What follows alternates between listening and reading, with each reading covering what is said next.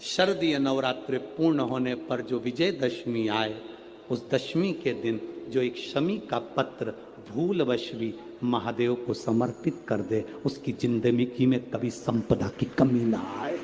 एक शमी का पत्र, एक शमी का पत्ता 14 करोड़ सोने की मुद्रा से प्रबल है। एक शमी का पत्र।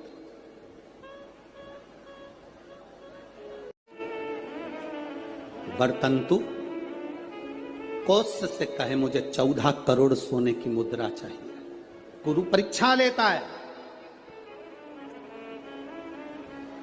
गुरु परीक्षा की घड़ी में ऐसा सामने आता है कि परीक्षा लेने लगता है।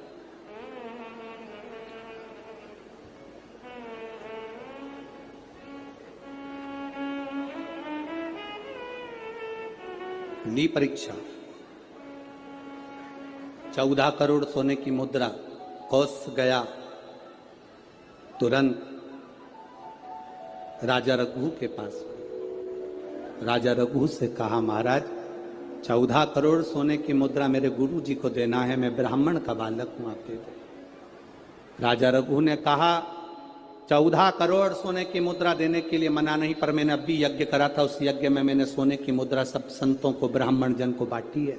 मेरे पास में इतनी मुद्रा नहीं, थोड़ी बहुत निकल जाएगी, 1 करोड़ दे दूंगा, 14 करोड़ कहां से लाऊं? राजा रघु ने कहा, पर ब्राह्मण मेरे दरवाजे से खाली ना जाए, रुकिए, मैं इंद्र पर आक्रमण करता हूं। गुरु गुरु है, इंद्र पर आक्रमण करता हूं। राजा रघु ने इंद्र पर सेना तैयार कर आक्रमण करना प्रारंभ करा। इंद्र का सिंहासन डोलने लगा। इंद्र दौड़ते दौड़ते भगवान ब्रह्मदेव के पास में गए। राजा रघु इंद्र पर आक्रमण कर रहे हैं, इंद्रलोक पर आ रहे हैं, क्या करा जाए? एक बच्चे को 14 करोड़ सोने की मुद्रा चाहिए, गुरु ने मांगी है, इसलिए लेकर जा रहा है। उसको 14 करोड़ स्वर्ण मुद्रा, हाँ 14 करोड़, हाँ क्या करें? इंद्र से कहा, राजा रघु यहां पर आए स्वर्ण मुद्रा लेने के लिए, आप कुबेर को बुलाओ और कुबेर से कहो कि तू जाकर 14 करोड़ सोने की मुद्रा दे दे। कुबेर को बुलाया। कुबेर शमी का एक पत्ता तोड़ा। शमी का एक पत्ता कुबेर ने तोड़ा और पृथ्वी पर आकर शमी के पत्ते को तोड़कर कौत्स को दे दिया। कौत्स, ये शमी का पत्ता ले। कौत्स ने कहा, मुझे 14 करोड़ स्वर्ण मुद्रा चाहिए, ये पत्ते का क्या करूंगा? 14 करोड़ मुझे स्वर्ण मुद्रा चाहिए, इस पत्ते का क्या करूंगा? तब कुबेर ने जो पत्ता दिया और कौत्स से कहा कि यह बर्तन तू महर्षि को ले जाकर दे देना, वह महर्षि समझ जाएंगे इस पत्ते में क्या है।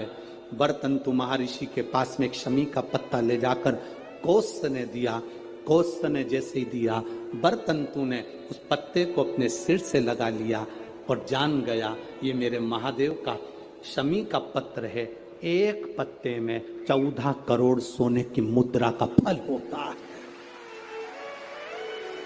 14 करोड़ सोने की मुद्रा का फल एक शमी के पत्ते में होता है।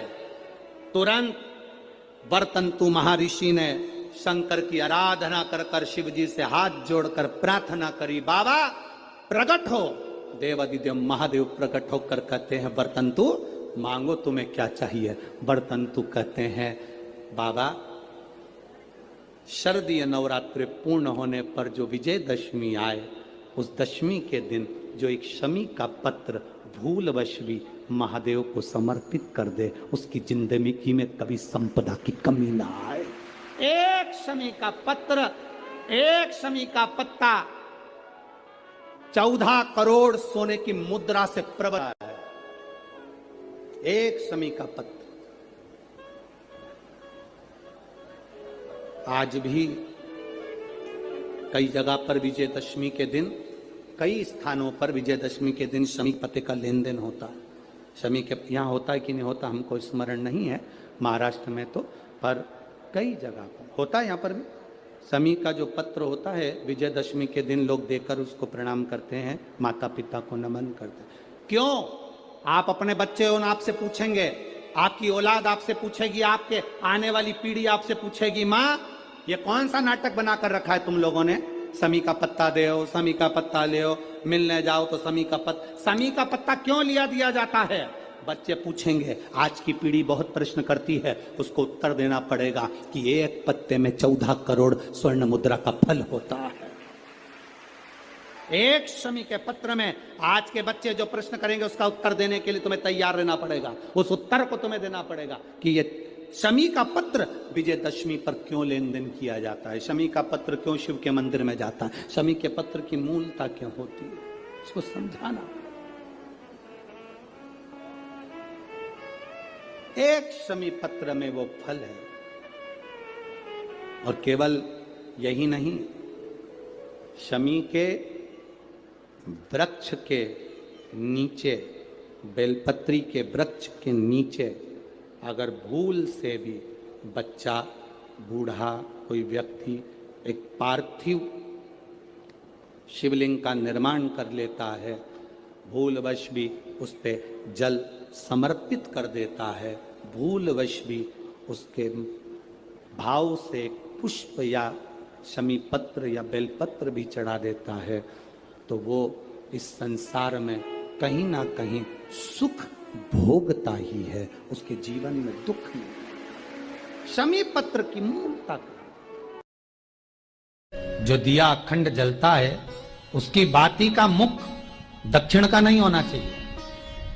अगर आपने देवी भागवत का स्मरण कराओ, देवी भागवत को अगर सुना हो, तो देवी भागवत में स्पष्ट किया गया कि पूर्व की ओर मुख करा हुआ दिया, अर्थात पूर्व की ओर ज्योत जो जलाई जाती है वो संपदा की वृद्धि करती है। पश्चिम की ओर मुख कर कर जो ज्योत लगाई जाती है महाराज, वो वैभव को देती है। और उत्तर की ओर जो मुख कर कर ज्योत जलाई जाती है, उत्तर की ओर जो ज्योत का मुख रहता है वो आयु की वृद्धि करती है, घर में अकाल मौत को रोकती है।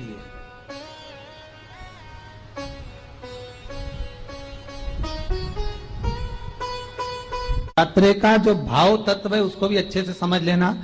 दक्षिण की ओर ज्योत ना लगाएं। अगर आपको लगाना है पूरब की लगाएं, पश्चिम की लगाएं या उत्तर की लगाएं। और जितने दिन महारानी जगदम्बा जगतधात्री दुर्गा भवानी, अब की बार माताजी घोड़े पर आई है, हर बार देवी बदल बदल के आती है, इस बार जो नवरात्रे आए वो घोड़े के आए। तो घोड़े पर जो देवी जी आती है वो समृद्धि को देने वाली आती है, लक्ष्मी की वृद्धि करने वाली आती है। जैसी घोड़े की रफ्तार होती है उस रफ्तार से लक्ष्मी घर में आती है। कमाई के स्रोत रोक दिए, धन रोक दिया, चिंता मत करना। मेरी मां जगत जननी दुर्गा भवानी अब की बार घोड़े पर आई है, साल भर में इतना धन दे देगी कि आपने पीछे के 4 साल में नहीं कमाया होगा, इतनी मेरी मां भंडार भर देगी। ये घोड़े पर आई है, कोई साधारण नहीं हो सकता।